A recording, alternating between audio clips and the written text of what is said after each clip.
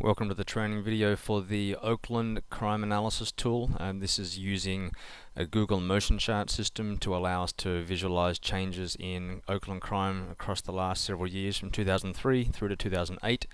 This particular table is organized by community policing beats. If you need more information about what those beats are, you can look at our maps available on our website as well. To begin with, you start off with a fairly complex screen. What we always do to start with for new users is get rid of the sizing. As a default, turn it to the same size, so instead of having variations, we just have a consistent size for each type of community policing beat.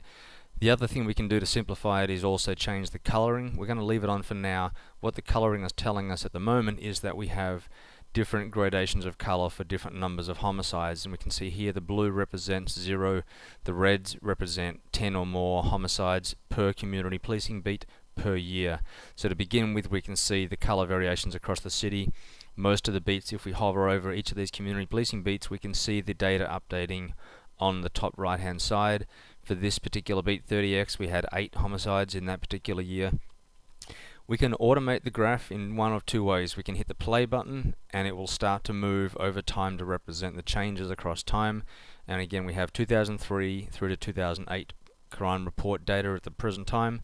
We can hit stop or pause, and then we can actually manually drag over time to see the changes as well.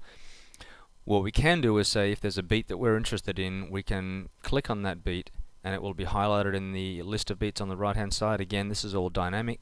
If you hover over a beat, it will show you where it is on the graph and also what the number of homicides was for that particular year. We then have this particular beat highlighted. We have trails turned on, which means it will track over time what happened at that beat. We start out with the highest number of violent crimes and fairly moderate level of property crimes in 34X. Playing the graph over time, we see 34X drops off in violent crime, property crime starts to increase again, but violent crime is still lower than in 2003. And then towards 2008, we end up with violent crime back at the same level that it was in 2003, with property crime is over doubled since that 2003 period. If we hover over a particular year, we can see some reds here indicating where the highest number of homicides have occurred over time. In this case, 27Y. We may want to click on that beat then, go down and deselect 34X, so we just have 27Y highlighted, scroll back to 2003 and look at what that beat had in 2003, and then say, well, we're interested in another variable. But clicking on the left hand side, we can change violent crimes to weapon crimes instead. Weapon crimes and drug crimes both have missing data in the early years, so the data looks a bit skewed in the early years. But if we were to look at burglaries in comparison to violent crimes, we'd see a different picture. One of the things that is interesting to look at is looking at property crimes versus something like motor vehicle theft. And we can see here that most of the community policing beats are clustered in this same area. A couple of beats that have very high numbers of motor vehicle theft compared to the rest. If we play over time, we can see a few things happening. One of these beats drop down from up high to be low in the pack, and another one over here we can see it's interesting is actually shot out from ahead of the rest of the pack. So what we're going to do is, for purposes of investigation, we're going to click on that particular beat. We're going to go through and turn off the other beats that we had selected, go back to the start, and we can see, well, back in 2003 we were middle of the pack here for motor vehicle theft and property crimes, but over time each year 33X jumped out ahead of the pack for motor vehicle theft. This is based on report data, so it's where vehicles are recovered and where they're stolen from. This is a combination data set, so we can see for this particular beat there's an interesting trend of very distinct increase in motor vehicle theft over time, with a moderate increase in property crime as well. And again, we've got the ability to look at the homicides at the same time.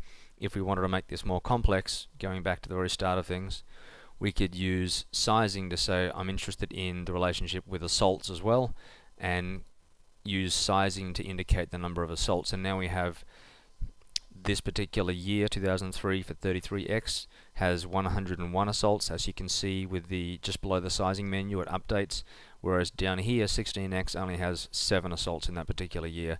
Anytime we click on a beat, it becomes highlighted and it will track over time.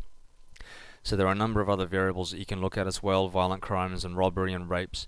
All of these things are available for each year, and you can do multiple combinations. You can change the coloring you want to use. You can use coloring to depict the number of drug crimes and then play those over time. So the main advantage of this tool is that you can pick multiple variations of things to look at together and see how they vary over time to find high areas and low areas and things that impact your community. We also have the same data available at the City Council District on another page as well. Thank you.